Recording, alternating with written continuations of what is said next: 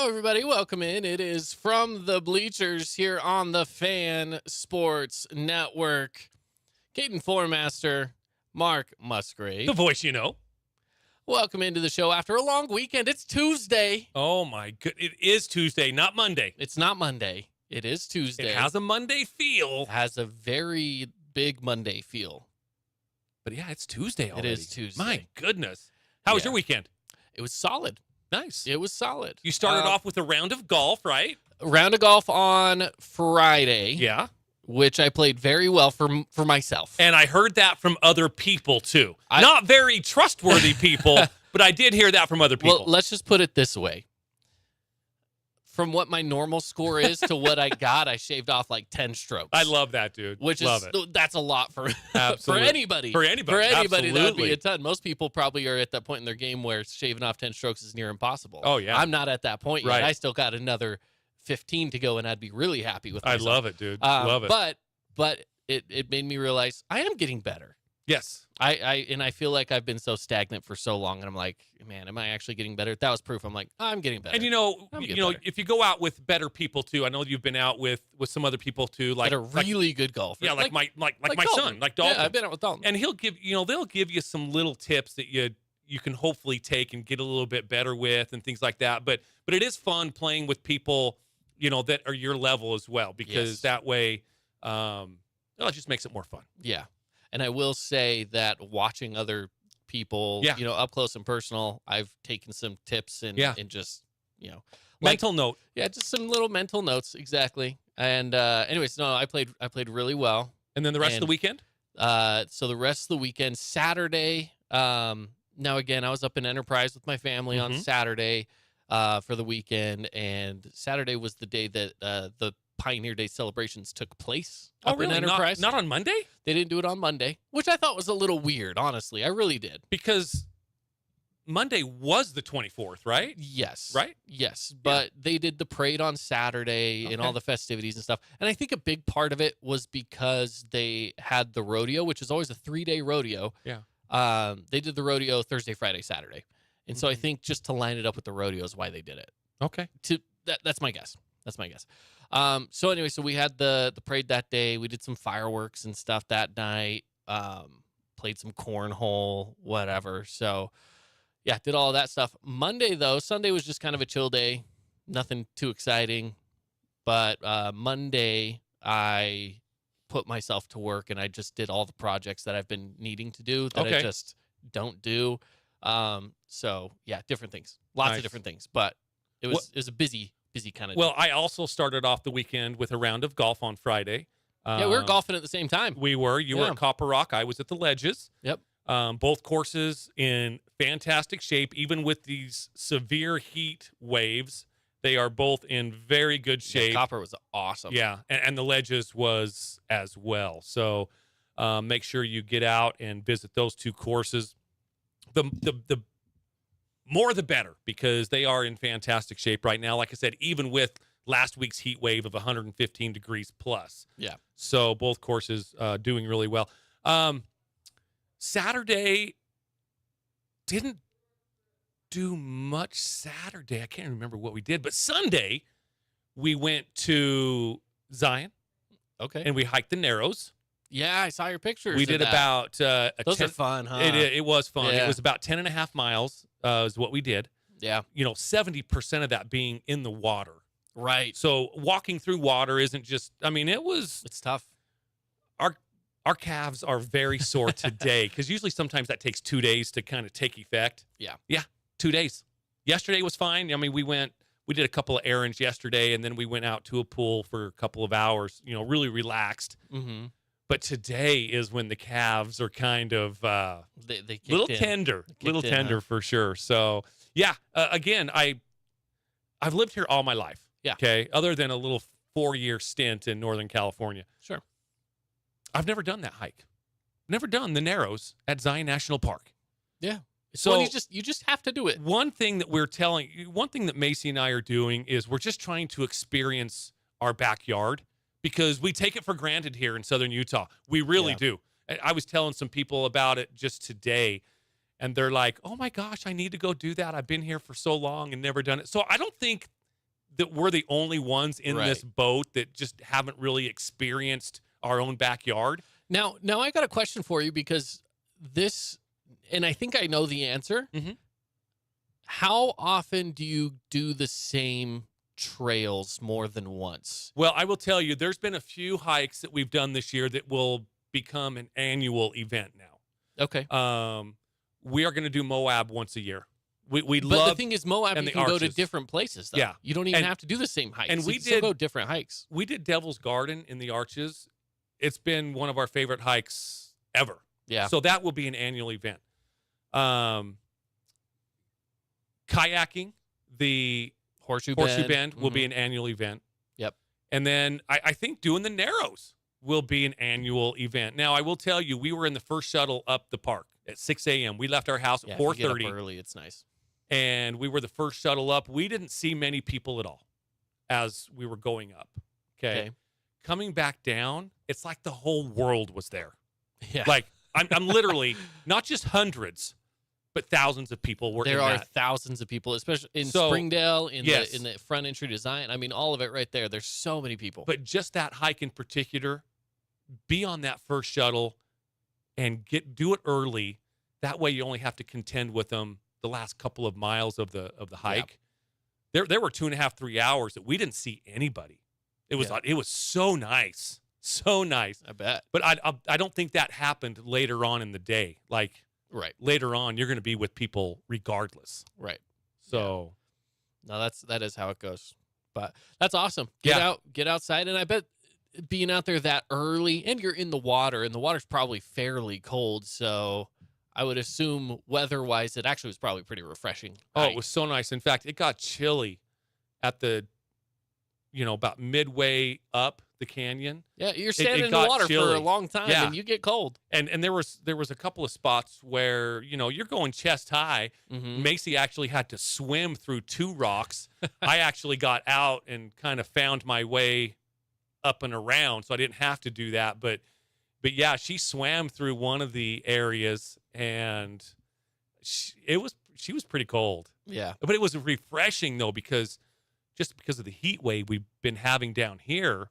It was really, even though she was cold and even though it was cold, it was very refreshing. Yeah. Now, I will say, as a disclaimer, this is the time of year, if you go do the Narrows, you have to be very careful. Monsoon rains are real. Yeah, for and sure. flash flooding is real. Yeah. So just make sure to follow those weather advisories. If you're thinking, hey, we should go do that sometime soon, just make sure to check Yeah. on weather because, especially in the afternoon, usually the mornings isn't as bad, but in the afternoon, you can get some flooding around Yeah, this for time sure. of year. So, Oh, absolutely. yeah, just as a But anyways, thought. fun, July 24th for sure.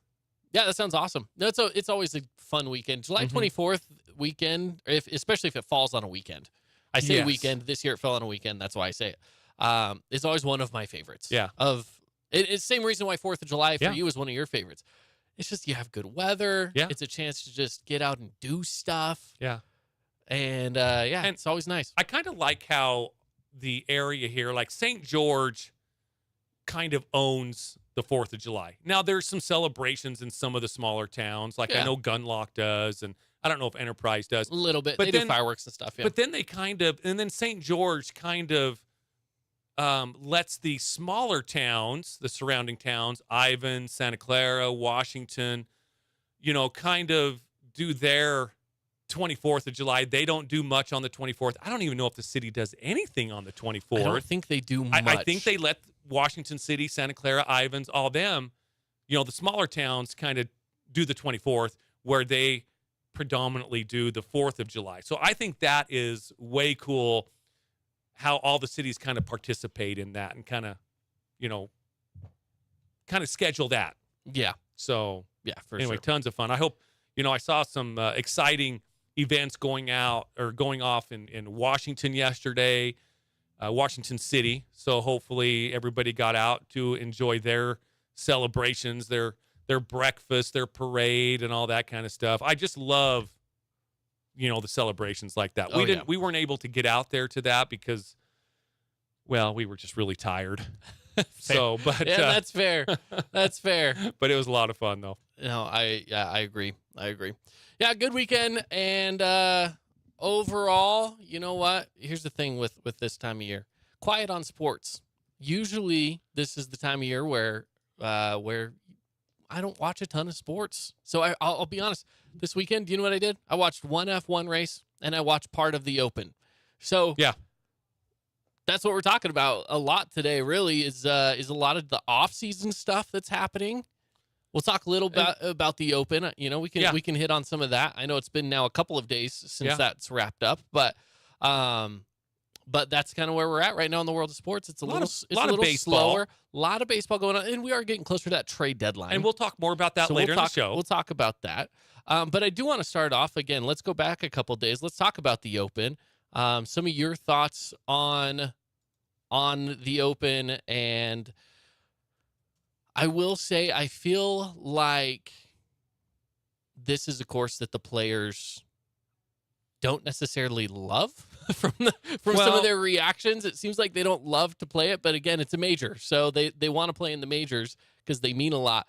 But the course was eating some guys alive a little bit. Yeah, the only thing that I didn't like about it is that Brian Harman kind of ran away with it. Yeah, he wasn't even close to anybody else. I'd like majors, especially majors, but golf tournaments in general, especially majors, I'd like there to be drama, certainly at least in the final round. Mm-hmm. And Harman kind of, you were kind of waiting for him to have that bad luck, to maybe get into a couple of bunkers where he has to hit it backwards and, cost him a stroke here or there, or get caught in that tall, thick rough. Never really happened. Brian Harman really played that course about as clean as he could.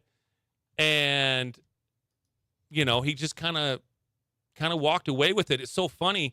I don't think that anyone in our fantasy pool, in fact, let me pull that up here real quick. Nobody had him. I don't even think anybody picked him to win. So, I mean, I would not have picked him to win. He's not a name that comes to mind as being one of these that you're thinking, yeah, of course he's going to finish in the top. Right. He just doesn't. he's not one of those people that consistently finishes up top. So I'm looking at the teams here. Let's see. There's there's those players.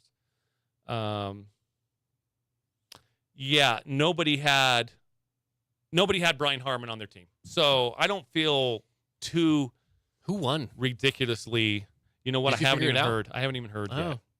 Did you? Who? My guys were. Who was the top person you had? Anybody? Anybody up there? I know. Well, Rory was up there. And he was 6. He was tied for 6. Yeah, Rory was my highest guy, and then Jordan Spieth. Where did he at? I don't think he finished. He was doing high. really well on. He finished tied for 23rd. Yeah. He was doing really well on Friday when I was listening to the Open while we were golfing. He was +2 on Sunday. Yeah.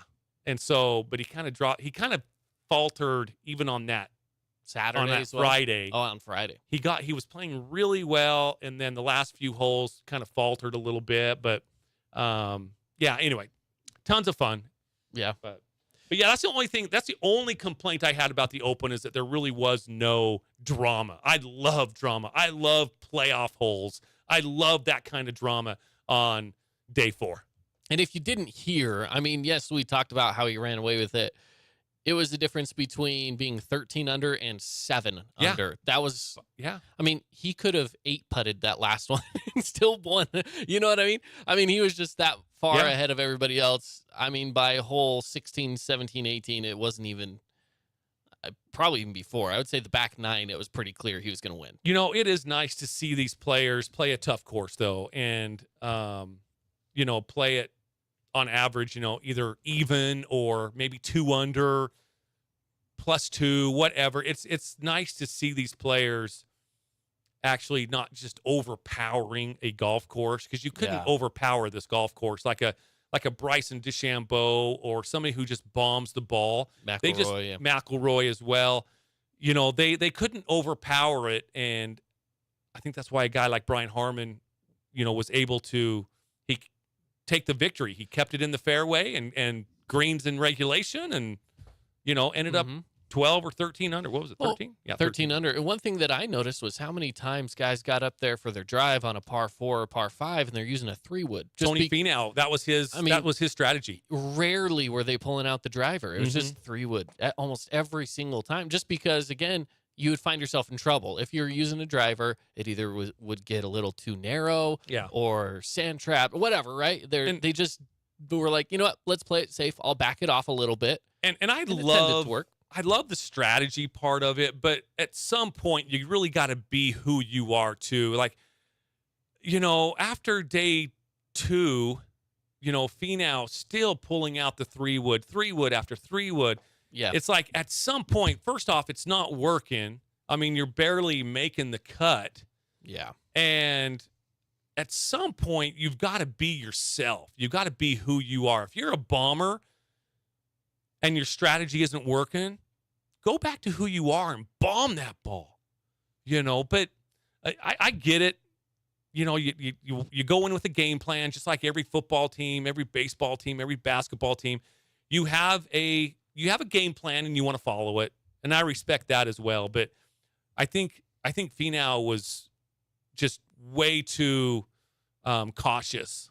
Be a little more aggressive. And anyways, that's my thoughts. It's easy to say that now, But anyways, no, I'm with you. It's catch-22 a little bit. Yeah. Do you say be who you are as a player, and if you do bomb it, go bomb it. But then you don't want to see one of your favorite players getting into trouble every single hole because they are just going out there and bombing it. And that's not fun golf to watch either. Yeah, if Finau and Rory were like, pounding it with their driver and they're spraying them a little right and a little left in that thick, I'd probably be like, what are they doing using their driver? Yeah. So and then you're mad in another way now. So exactly. Yeah, it's interesting. But it was a fun tournament. It was. Open's always a good time. Boy, today, news out of Southern California, Bronny. Yeah, we got to talk about that a little bit. Bronny, cardiac arrest in a workout with USC. That is quite shocking. Now, the only information that we have really is that he did go into cardiac arrest. They had him in ICU, from what I understand. Yes, and he has since been released. Yes. And no really further details that we have seen as far as if this is, like, if he's ever been diagnosed before with any type of a heart complication, anything like that. But yeah, kind of shocking though. I mean, this is happening more and more, it seems like. And Caden, do you think it's because there's more athletes, it's more, social media, it's more, mediaized, if I can make up a word. We hear about this stuff now. Did it happen before and we just didn't hear about stuff like this? Or is it happening more maybe since COVID? I don't know. It's so tough to say. And again, with someone so young, he's 18 years old. Right. That's what's kind of throwing me off. I'm like, the dude's 18 and he's going into cardiac arrest. And I'm sure his cardio is top notch. I'm sure he's in shape. Yeah, you'd think so. Obviously. You'd think so, right? And I mean, he is. I shouldn't say you think so. He is. So again, conspiracy theory aside, could this have anything to do with COVID, vaccinations, things like? I mean, I don't know. I've been hearing some things today, and maybe not, but I don't know. And that's tough to say. I mean, because it does seem to be happening more, though. Yeah, but then again, like you mentioned, is it something like that? Is it because we're just so much more connected? Right. And the fact that, I mean, he's the world greatest basketball player's son. Second greatest. At the moment. Okay. Jokic is better. Yeah. But you know what I mean. The world's most recognizable basketball player. Yeah. How's that sound? That's better. At the moment. I'll take it. It's his son. So obviously he's going to be getting a lot of media attention. And I don't know if I have seen another high school senior moving on to college get as much coverage as he has. Yeah. I really haven't. And there are better basketball players than Bronny. The last person that I remember this much hype is his dad, but the hype was real. Yeah. I don't know if Bronny's Zion Williamson, is, I would say, was probably the last one of this caliber when he went to Duke, right? Like, I mean, but it's just so tough to say. I don't know. I always like digging into the conspiracies of it all. But then you could say, maybe there's something in genetics. Granted, LeBron has been quite healthy. And I said today, but it happened yesterday. But it was yesterday. Yeah. The news broke today. Yeah. About 7-8 hours ago or so. So, it's a big I don't know on top of it. So, it's interesting.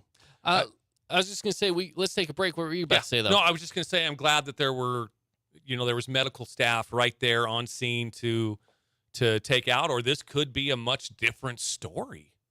I mean, really, if there wasn't medical staff right there to be able to take care of him, we could be having a much different conversation today.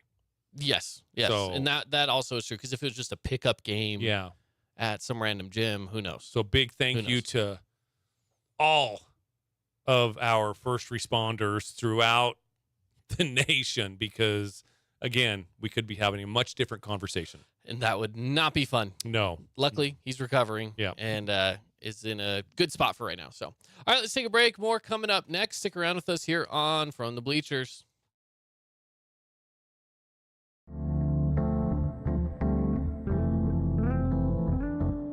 Hey, it's Caden Formaster. And Mark Musgrave, the voice you know with the Fan Sports Network. Check out our local sports radio show, From the Bleachers, live every weekday from 4 to 6 p.m. Listen to us on the radio on 99.5 or 95.3 FM. You can also listen through the Fan Sports Network app or watch the show live on the Fan Sports Network YouTube page. The Fan Sports Network is your home of Utah Tech Trailblazers, high school sports, and the pros. The Fan Sports Network, Southern Utah's home for local sports. Did you know that St. George News has a new app? Download the St. George News app today and stay up to date on everything happening in Southern Utah. Get instant notifications on news, weather, sports, and more. Download the app today and get your local news now. Media is everywhere. It's a part of our daily life, our routine, not just for entertainment, but to stay informed. Local media has the biggest impact on your daily life. It's what's around you, what matters. And at Canyon Media, our goal is to deliver the very best in local entertainment, news, and media. From our award-winning radio stations like 99.9 Coney Country to Southern Utah's #1 source for local news, St. George News, we believe in delivering free, fast, and accurate local news, entertainment, and information to all of Southern Utah through our entertaining on-air personalities and music, compelling local shows, and community events like the City of St. George 4th of July celebration and charitable events like Coney Coins for Kids. From our entire team of dedicated designers, videographers, salespeople, digital marketers, writers, and on-air talent, thank you for letting us be a part of your daily life. Canyon Media, here for you.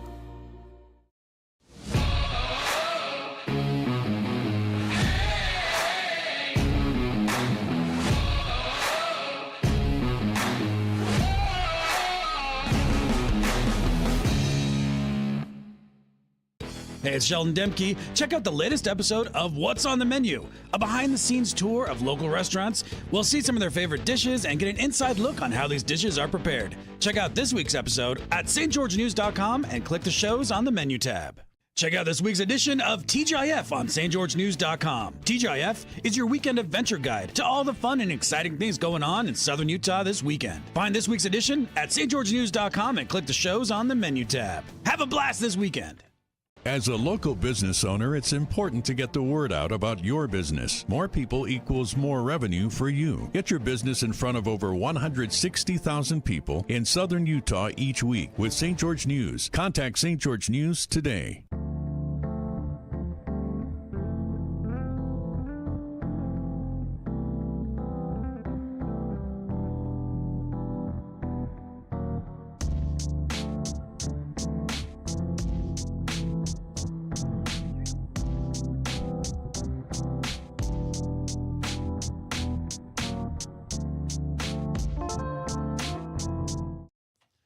Welcome back in, everybody. It is from the Bleachers here on the Fan Sports Network. Caden Formaster and Mark Musgrave. The voice you know. Welcome in to the show again. Now, just as a reminder to everybody, we are streaming live on YouTube. You can go and watch the show live right now on the Fan Sports Network YouTube. Just look us up at the Fan Sports Network. Pretty easy to find us there. So, also, before we get started in this next segment, something that Findlay Subaru is doing, they were doing this last year. So just as a reminder that we want to invite you to help them fill the bus. This is to help out students of Washington County. Washington County School District Foundation will be distributing donations to students that need them. Now, these donations would include things like basic school supplies, clothing items, hygiene items, and even food if you have it. They only ask that it be new items, nothing used, new items. If you want to help and you want to make a donation, take your donations over to Findlay Subaru, and you can do so until August 31st. So you've got plenty of time to do it over the next month or so and help them fill the bus and help out some of those kids in need right here in our own area in Southern Utah. Yeah, for sure. Now, again, before we get started, I have one other thing, Mark, and I don't know if you've seen this news. I don't know if you've been on social media much over the weekend, but Twitter is no longer Twitter. Really? So did, what's the other one? The new one? Threads. Did Threads kind of No, it actually has nothing to do with Threads. Okay. Actually, in fact, Threads is kind of, the novelty wore off pretty quick. People are there, but it just they had a lot of users sign up immediately. Yeah. But active users aren't really sticking around much. Oh, gotcha. That's a story for another day, I guess. Okay. So Twitter is now X. That's what it is? Seriously? It's transitioning. It's in the process. Not yet, though, right? Like if I looked at my... I mean, the icon on your phone is still the bird. Okay. But if you go to twitter.com, instead of it being the bird, it's an X. No kidding. Yeah. Huh. So again, I don't know what Elon's obsession is with the letter X, but he's got SpaceX, X-Core. X-Core is the technical owner of Twitter, and now it's just X. His reason being is that Twitter is more than just tweets now, because tweets used to be shortened amount of characters, just short little blurbs, and now you can post super long videos, super long messages, and so changing the name. So Twitter is not going to be Twitter much longer. Interesting. Yeah, very interesting. So, anyways, all right, we can go in a couple different directions.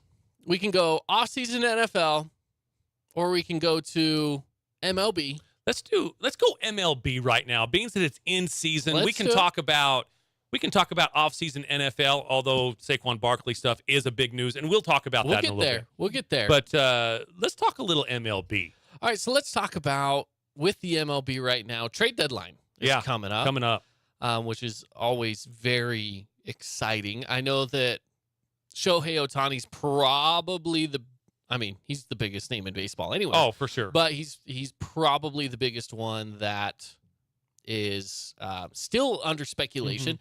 The Angels are actually winning right now, though, coming out of All-Star break. They're playing all right. Okay.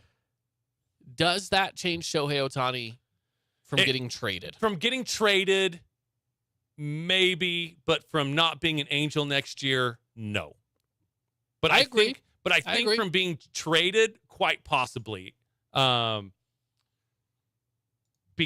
if they would still be, they're still kind of in the playoff run, but it's still going to be difficult for them. Now they are third in the West right now. Let me just check the wild card here. And I mean, there's still work to do. They're 4.5 games behind to get to the final wild card spot, and they'd have to jump 3 teams if you count the team that's in that wild card spot right now. And they're all American League East teams. Toronto, Boston, and New York. Those are 3 tough teams to jump to try to get into that last wild card spot. And the fact that they're all in the American League East, you got to think, okay, one of those teams might take a dip. Let's just say the Boston Red Sox do. Yeah.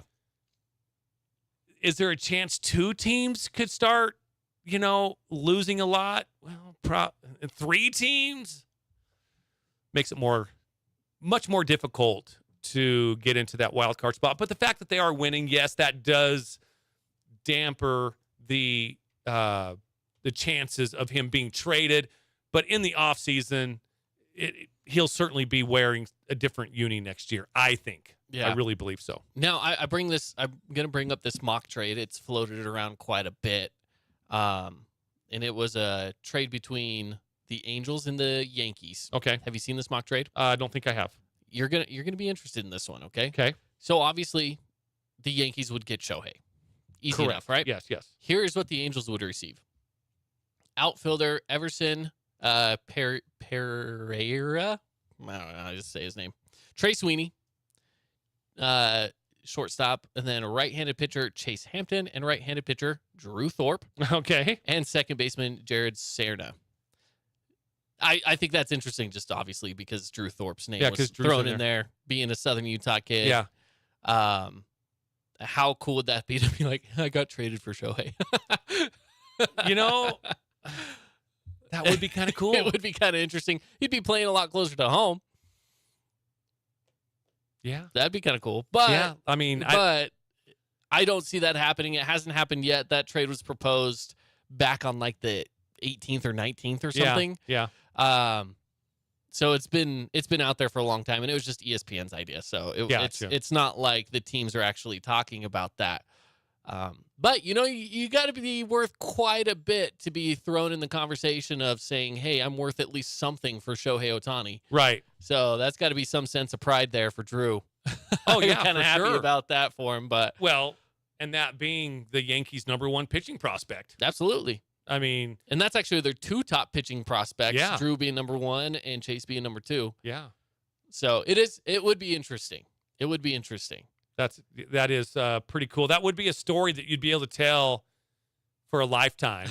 Yeah, I got mean, traded really. for Shohei. And Drew would have, a couple of stories to tell for a lifetime. I was drafted by the New York freaking Yankees, Uh-huh. and then I was traded for Shohei Ohtani, who might be the greatest player of all time. maybe.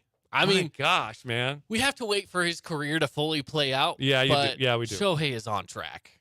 He's on track He's to be amazing. the best player of all time. No question So. about it. Anyways, I found that trade interesting. Mhm. But what other teams right now do you feel like are they buyers? Are they sellers? There's a lot of teams. Let's see, who do we want to talk about first?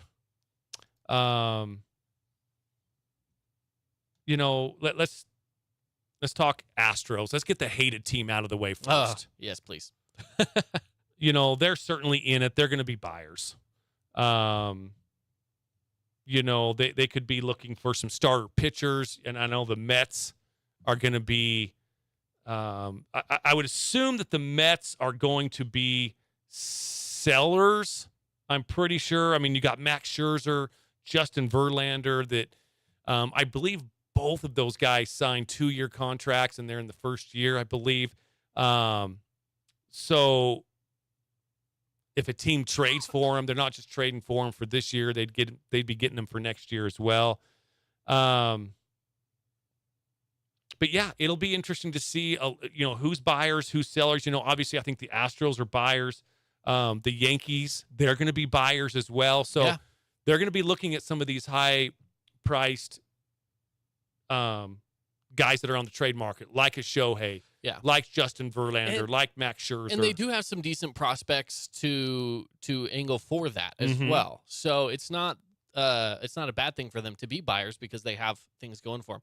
And you could say the same thing about the Dodgers. The Dodgers have one of the best farm systems in the league right now. Yes. And so for them, it would make more sense for them to be buyers. What are your thoughts? The Dodgers have to be buyers, and they have to be buyers as far as pitching is concerned. Their starting pitching has kind of taken a hit this year when it comes to injuries. Clayton Kershaw's been out for a bit. He should be back very, very soon. Dustin May Walker Buehler, who's been out all year, obviously. They've been hit pretty hard as far as pitching is concerned. They need some starters out there, and there's starters out there for sure. Now, they're going to be having to fend off the D-backs. The Giants are kind of coming on strong as well. Absolutely. And should we count out the Padres? It just seems like there's so many talented guys on that team. I hate to count them out yet because they are talented. On paper, they challenge the Dodgers on paper. They just can't put it together on the diamond. Exactly. It's so tough to count them out because of the names that they have on their roster, but the way that they're playing, then I would say count them out. It's just so tough to say. So tough to say. And right now, by the way, we'll get to this in a second. The National League wild card right now is insane. Every team that's in the wild card is within a game of each other. It's crazy. So from being in or out is a win or a loss right now. It's so tight in just the wild card alone. But the Diamondbacks are one of those teams right now that are somewhat buyers, but they're just so cohesive right now that they don't really need much. And they don't need much. We've talked about the Diamondbacks before, and I kept on waiting, when they're just not this good. Like, when will the wheels fall off? When will they come to reality? Which what happened with the Rays. Yes, the Rays. Exactly. The Rays were like a 7-loss team. They were like 30-7. I don't know exactly, but somewhere around there. And since then, they are a losing team. Yeah. They are a winning team on paper, but in the second half of the season since that point, they are technically a losing reality team. Checked in. Yes, reality checked in. And they averaged out. The same thing is happening right now with the D-backs. Their last 10, they're 2-8. They've lost 5 in a row. So they're looking, I would imagine things aren't going to get much better, maybe a tiny bit, but I would imagine they'll continue to drop. And by the August 1st trade deadline, they will be sellers. I would certainly think. Top of the league CBS right now. CBS Sports think they're going to be a buyer. I think they're going to be a seller. Top of the league in the AL right now, Baltimore Orioles. I believe that they, at this point, they have to continue to be buyers. There's no reason to be a seller if you're on top. Oh, heavens no. Yeah, So, that's the difference of the buyers and the sellers. Obviously, if you're at the top of the division, you're going to be buying. You want to make your club, that much stronger going towards the end of the season and then into the postseason play. So, I certainly expect Baltimore to be buyers. Tampa Bay, I think, will be a buyer. Really everybody in the AL East, I think, are going to be buyers. Yes. Boston Red Sox, here's the deal. There's only now New York, the Yankees and the Red Sox are 9 games back of the division. When it comes to the wild card, they are only 2.5 games back. Yeah. So they're all in contention. Everybody in the American League East is in contention for postseason play right now. It's so insane. weird. It's insane. And you look at it right now, and this has changed a little because the Twins have been playing well. But you looked at that AL Central for the longest time. There wasn't a team in the AL Central that was doing better than anybody in the AL East. Right. Right now, the Twins are up because they're an 8-2 in the last 10. Yeah. I mean, they've been playing quite well. They've won 4 straight too. Yeah, but you have the Yankees and the Red Sox that are at the same record of 53 and 47. The Twins are at 54 and 48. So they are just slightly by 0.001% better. Yeah.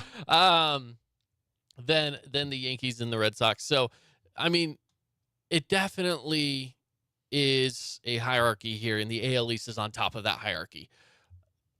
The Red Sox only being 9 games behind the leader is not that bad. When you look at the Central, 25 games behind is the Royals, 31.5 for the A's. I mean, you talk about teams that don't have a chance. Most of the other divisions, the team on the bottom has no chance at all. It's not that way for the AL East. Yeah. Everyone has a chance. Yeah, it'll be interesting too. Let's take your National League team, the Chicago Cubs. Yeah, they're in a weird spot. They are. They'll be a seller. And they should be. I don't like it, but they should be. Yeah, I mean, Marcus Stroman. How about Cody Bellinger? Kind of coming to life lately, too. He hit a bomb the other day. So there's going to be teams looking for those type of players. Now, first off, I heard about Texas. Cody Bellinger he's a Gold Glove center fielder. Mm-hmm. But man, when you're wanting that thump in the batting lineup, and if Cody Bellinger is swinging it, there's not many guys better than Cody. There's a rumor that Texas wanted him, that the Rangers want Cody Bellinger. And right now, with what the Rangers are doing, the Rangers have to be buyers. For sure. So if that were the case in the Cubs right now, yeah, you know what? Prospects might be the way to go for them. They probably just need to start building the farm system and getting some guys coming up that way. That's not a bad deal to make if you can find the right one, especially for Texas. Texas needs to start winning some more games. I know that they are on top of the AL West, but barely. Only 2 games in front of the Astros. You want to seal the deal by just winning the division, and it's a little too close for comfort right now for the Rangers. Mm-hmm. So you got to solidify it with something. Cody Bellinger might not be a bad way to go. Yeah. Oh, for sure. So just, again, some of the rumors that I've seen. We could go through a lot of these teams, but for the most part, I feel like those are kind of the ones that really stand out as far as buyers and sellers go. As far as specific players, some of that's above my pay grade. Well, again, Shohei tops the list. Shohei's the top of the list. We know that. Speaking of your Cubs, also too, right-handed pitcher Marcus Stroman. He's been he'll definitely be somebody that teams are going to be wanting. A left-handed pitcher from the Cardinals, Jordan Montgomery. Blake Snell from the Padres. If the Padres turn into a seller, look for Blake Snell, left-handed pitcher, to be dealt. Also on that same squad, Josh Hader from the Padres, left-handed. Yeah. There's going to be a lot of pitchers out there. Jordan Hicks from the Cardinals, the righty. There's going to be a lot of pitchers available. And, again, that's where teams are going to want to bolster either their starting rotation or their bullpen so they can make those postseason runs. I see Cody Bellinger here as well, listed on this list that I'm looking at.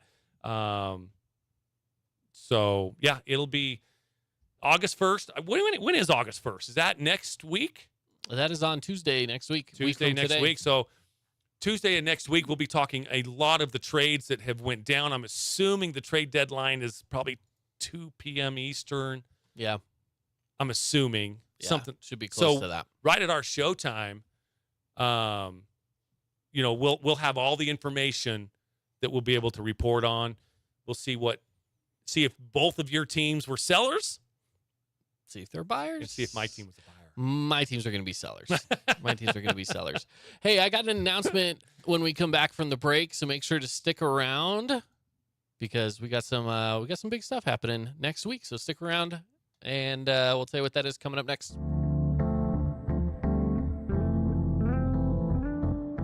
Hey, it's Caden Formaster. And Mark Musgrave, the voice you know with the Fan Sports Network. Check out our local sports radio show From the Bleachers live every weekday from 4 to 6 p.m. Listen to us on the radio on 99.5 or 95.3 FM. You can also listen through the Fan Sports Network app or watch the show live on the Fan Sports Network YouTube page. The Fan Sports Network is your home of Utah Tech Trailblazers, high school sports, and the pros. The Fan Sports Network, Southern Utah's home for local sports. Did you know that St. George News has a new app? Download the St. George News app today and stay up to date on everything happening in Southern Utah. Get instant notifications on news, weather, sports, and more. Download the app today and get your local news now.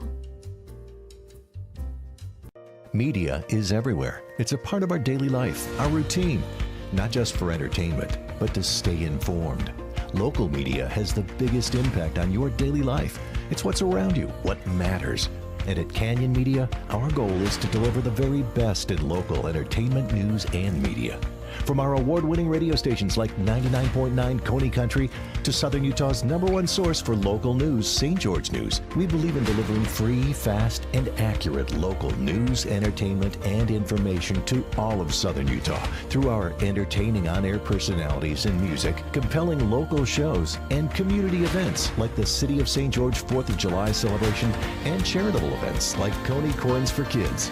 From our entire team of dedicated designers, videographers, salespeople, digital marketers, writers, and on-air talent, Thank you for letting us be a part of your daily life. Canyon Media, here for you.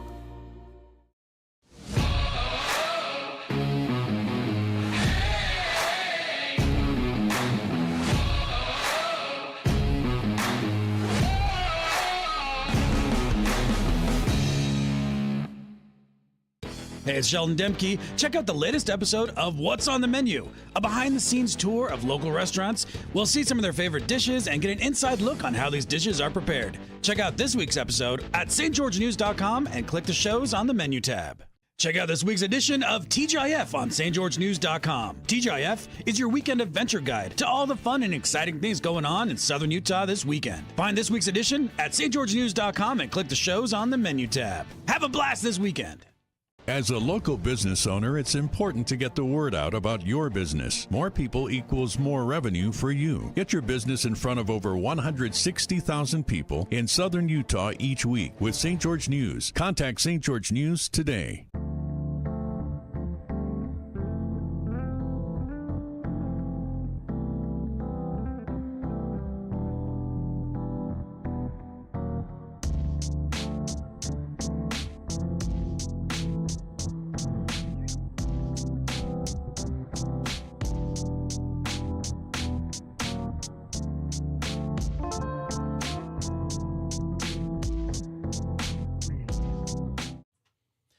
Welcome back in, everybody, here to From the Bleachers on the Fan Sports Network. It's Caden Formaster and Mark Musgrave. The voice you know. Hey, Caden, you mentioned earlier in the show that Elon Musk is supposedly changing Twitter to X. Yes. He might run into a little bit of a snag. You know, Mark Zuckerberg, you know who that is, right? Facebook. Meta. Whatever. Meta. Yeah. Do you call it Meta? I don't. Is anybody calling it Meta? I rarely. I'm just like Facebook. Because Meta is the World peace. Yeah, there is Meta World Peace. That's true. But Meta is like the motor that kind of runs both Instagram and Facebook, Instagram, right? and all of their operating other things. Yes. system. Yeah. And a host of other things. Yes. But anyways, Mark Zuckerberg from Facebook, yes, and Instagram, he actually has trademarked the letter X. How do you trademark just the letter? I don't know. This is what it says. Is it just all around, or is it specifically for like social media platforms? Zuckerberg's Meta has reportedly registered an X logo in connection with, quote, online social networking services. Okay, that answers my question. So it is with basically just social media. Yeah. Well, so we'll see what happens. We'll see. Elon, open up the checkbook. Yeah. Right? If he wants to use X for social media, we'll see how that plays out. Maybe they can fight for it. You remember the whole fight thing that they were talking about? Yeah, maybe for sure. Maybe we could say, hey, that's what they're fighting for. That's included. Is proceeds of the fight go to charity, and the winner gets X. I like it. I think they need to throw that in there. Put that in the prize package. Let's do it. That's awesome. That's just too funny. That's just too good right there. That's perfect. I mean, two guys with checkbooks that we would never even know what they could do. When you could write a check for multiple billions of dollars. Yeah. I mean, let alone millions. We're talking billions. I know. Yeah. It'd be insane. That's some interesting news. Very interesting. All right. I said I got an announcement. We got an announcement here with the Fan Sports Network. Next week, August 2nd, which is Wednesday, we are holding our Region 9 Football Media Day on the 2nd. So what that means for you is right around our showtime, 4 or 5 o'clock, somewhere around there, over on the fansportsnetwork.com and with St. George News as well. We're going to be releasing our media day coverage, and you guys can obviously get on over to our YouTube page or the St. George News YouTube page, wherever we're going to host it, and check out all of the interviews from Media Day. I am so excited for this. I mean, can't believe that it's already that time again. We're a week. It's a week away. Yeah. I am so excited for this football season, just about ready to kick off, and we're going to be able to get to know some of the new coaches as well. throughout the region. Yeah. We're going to talk, hopefully talk about some of the new move-ins and players that each team has. And I've heard of a couple already. Talk about some of the underclassmen that they expect to step up for varsity and really play more of a role in their team's offenses and defenses. This is where we learn a lot about the region, is on Media Day. This is where you can also learn more about the region here on Media Day here on the Fan Sports Network. Yep, it's always a great time. And if you aren't able to watch it, again, it will live online. You can always just go to thefansportsnetwork.com. We will have links for it there so you can watch it anytime.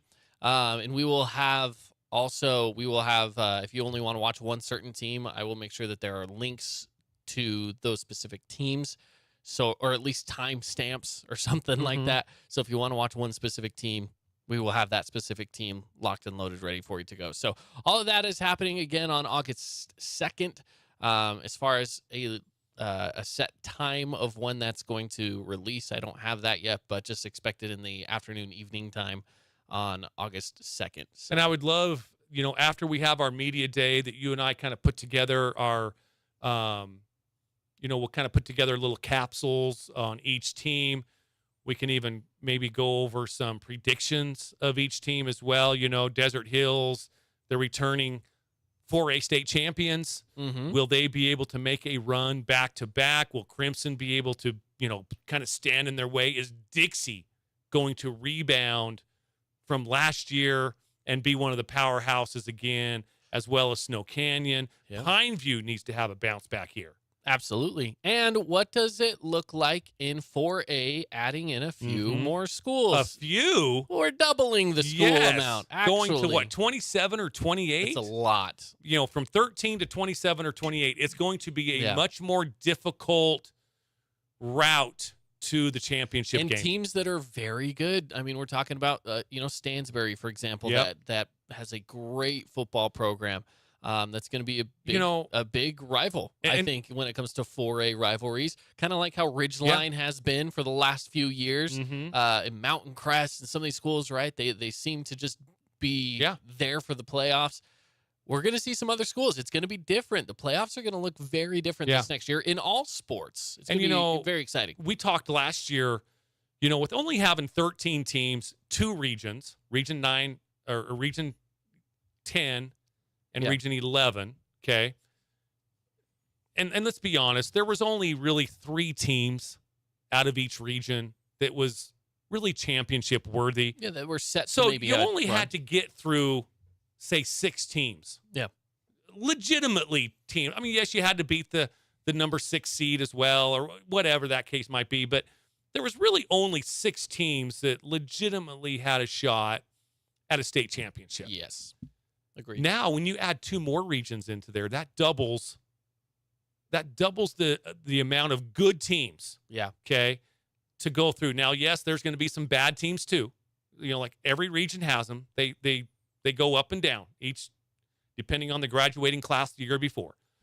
But now that you're going to have to legitimately get through 12 or 13 legitimate teams that could win, the championship game. So it's not getting through 4, 5, or 6 teams. Now you got to get through 12, 13, 14, maybe even 15 legitimate teams Absolutely. to win a state championship. Which will make, for me, because, I'm a basketball guy, and I would even basketball say the same for anything. Yeah. I mean, basketball tournament is going to be awesome. Mm-hmm. It's going to be awesome. And I don't know if baseball's still going to continue with the double elimination, but baseball, softball, if they hurled in a double elimination, that would be a fun tournament. Mm-hmm. I mean, I'm just thinking about the possibilities going into this upcoming year. There are going to be some really, really fun matchups, and I'm excited to see who comes out on top. Yeah. And I will say this, Region 10, or now Region 9, is always ready to fight. They're always ready to come out to play. Mm-hmm. So, yeah, it'll be really good. I'm wondering if I should answer this. It's somebody from Austria. This is the second time they've called me today. Wow. Doesn't your car's extended warranty? It doesn't sound like a call I will ever answer. Yeah. The second time they called today, though. That's pretty weird. That's pretty weird. For a while, this was like 7 years ago. Yeah. I would get 3 phone calls a day, all within 5 minutes of each other. Yeah. From the same phone number. And sometimes I'd answer them, and every single time it was just a recorded call. And I'm like, why? Why? I just don't understand it. It's very annoying. Yeah. I could go off on, I know, me too. on bots and scam calls. I won't. I know. I won't. There's this one phone call that keeps calling my phone for Macy that they want her opinions on stuff, and I'm like, I am not her. I'm not her. This is not her phone. What do you want me to do? And they almost seem like they don't know what to say to that, which is so weird. Dude, they called 3 times yesterday. That's hilarious. Clear insights. Quit calling. That's funny. Thanks for joining us here on the Fan Sports Network.